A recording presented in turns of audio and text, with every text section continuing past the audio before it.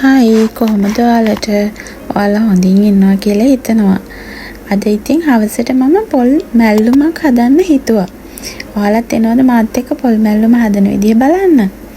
මුලින්ම භාජනයේ ලිපේ තියලා තෙල් ටිකක් දැම්මා. තෙල් ටික රත් වෙද්දී ලුණු, සුදු ලුණු, කරපිංචා, රම්පේ ඒ ටික දානවා තෙල් එකට. ඒ ටික තෙල් එකට දාලා හොඳට කලවම් කරන්න ඕනේ. ඊට පස්සේ කපාගත්තු අම්මිරිස් ටිකකුත් මේ විදිහට එකතු කරනවා.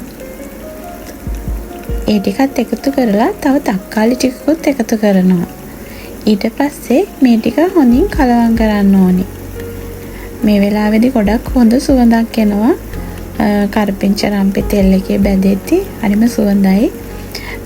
විශේෂයෙන්ම රටේ ඉන්න අයට මේක හරිම වැදගත්. මොකද ලංකාවේ ඉන්න අයට නම් අමු පොල් තියෙනවා රසට හදන්න පුළුවන්. මේක ස්පෙෂලි ඩෙසිකේටඩ් පොල් වලින් හදද්දී මේ විදිහට හැදුවාම හරිම රසට එනවා. ඊට පස්සේ මිරිස් කුඩු 3-5 පොඩ්ඩක්, කහ කුඩු චුට්ටක් එකතු කරගන්නවා. ඒ වගේම ගම්මිරිස් වලට සැරට කන්න කැමති නම් එකතු කරගන්න පුළුවන්. මම නම් එකතු කරගත්තේ ගෙදර හදපු 3-5මයි. ඒක හරිම සුවඳයි. ගොඩක් හොඳ රසයි. එළවලු වලට දැම්මහම කැලිමිරිස් පොඩ්ඩකුත් එකතු කරගන්නවා. එතකොට හොඳට පොල් මැල්ලුම මැලවිලා ඉද්දී මේ පොල් සම්බෝලයක් වගේ හරි රසට තියෙනවා. ඊට පස්සේ මේ ටික හොඳට කලවම් කරගන්න තමයි තියෙන්නේ.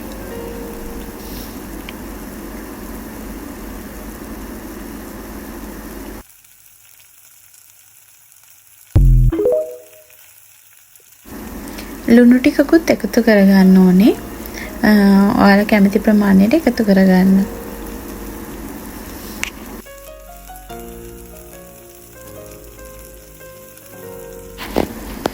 මේ ඩෙසිකේටඩ් පොල් වලින් අමු පොල් සම්බෝල හදනකොට වතුර පොඩ්ඩක් එකතු කරලා පොල් එක පොඩ්ඩක් මික්ස් කරලා ගත්තාමත් රසයි.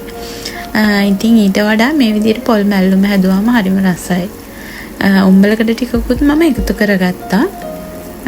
උඹලකඩ නැත්තම් ඔයාලට හාල්මැස් උනත් දාන්න පුළුවන්. එතකොට හාල්මැස් පොල් මැල්ලුමක් වගේ හරිම රසට එනවා. ඒක එක්ක විතරක් උනත් බත් කන්න පුළුවන්. මම නම් හරිම කැමතියි ඒ විදිහට.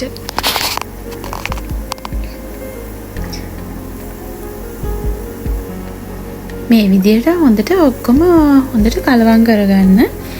ලස්සන පාටට හොඳ සුවඳට තියෙනවා.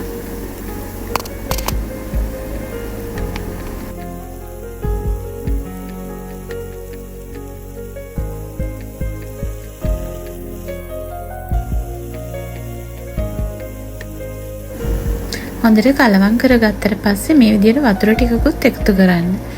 ඔයාලට අවශ්‍ය කොහොමද මේක වැහෙන්න වගේ වතුර ප්‍රමාණයක් දැම්මම ඇති. වතුර ටිකක් දාලා හොඳට ඒක උයා ගන්න ඕනේ. මේ විදිහට හොද්ද නටාගෙන එනකොට ටිකක් හොද්ද උකු ගතියට ආවහම ඩෙසිකේටඩ් පොල් එක එකතු කරනවා. මේ විදිහට පොල් ටික එකතු කරගත්තට පස්සේ හොඳට කලවම් කරන්න ඕනේ.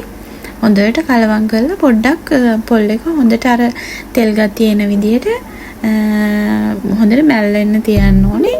ටිකක් අර වතුර ගතිය පොල් එකට අල්ලලා හොඳ රසට එනකන් ටික වෙලා විනාඩි 2ක් වගේ විනාඩි 2-3ක් වගේ උයා ගන්න ඕනේ. හොඳට කලවම් කරාම මෙන්න මේ විදිහට තමයි තියෙන්නේ. මේක හරිම රසයි. මේකත් එක්ක තව කරවල තෙල් දාලා වගේ ආවම හරිම රසයි. කන්න පුළුවන් ඒකත් එක්ක විතරක්. ඔන්න ඉතින් දැන් මගේ පොල් මැල්ලුම නම් රෙඩි. දැන් ඉතින් කන්න තමයි තියෙන්නේ. බලමුකෝ අද රෑ මම මොනවද හැදුවේ කියලා. මෙන්න මේ විදිහට තමයි මම අද රෑ කෑමකට මෙනු එක හැදුවේ. පොල් මැල්ලුම් හදලා ඊට පස්සේ හාල්මැස්සෝ බැදලා ගත්තා නිකන්. තව වේලිච්ච මිරිස් කරල් ටිකකුත් බැද්දා. එහෙම රසයි. ඊට පස්සේ බිත්තරයකුත් මම තම්බන්න කියලා හිතුවා. ඉතින් බිත්තරයකුත් තම්බ ගත්තා. තව ඉතින් අඩුපාඩුවක් තියෙන්න ඕනේ නැහෙනි. පපඩමුකුත් බැද්දා. කවුද ඉතින් මෙහෙම කන්න කැමති නේද? එහෙනම් ඉතින් මම ගිහිල්ලා ආයෙත් දවසක ඔයාලව බලන්න එන්නම්. බයි.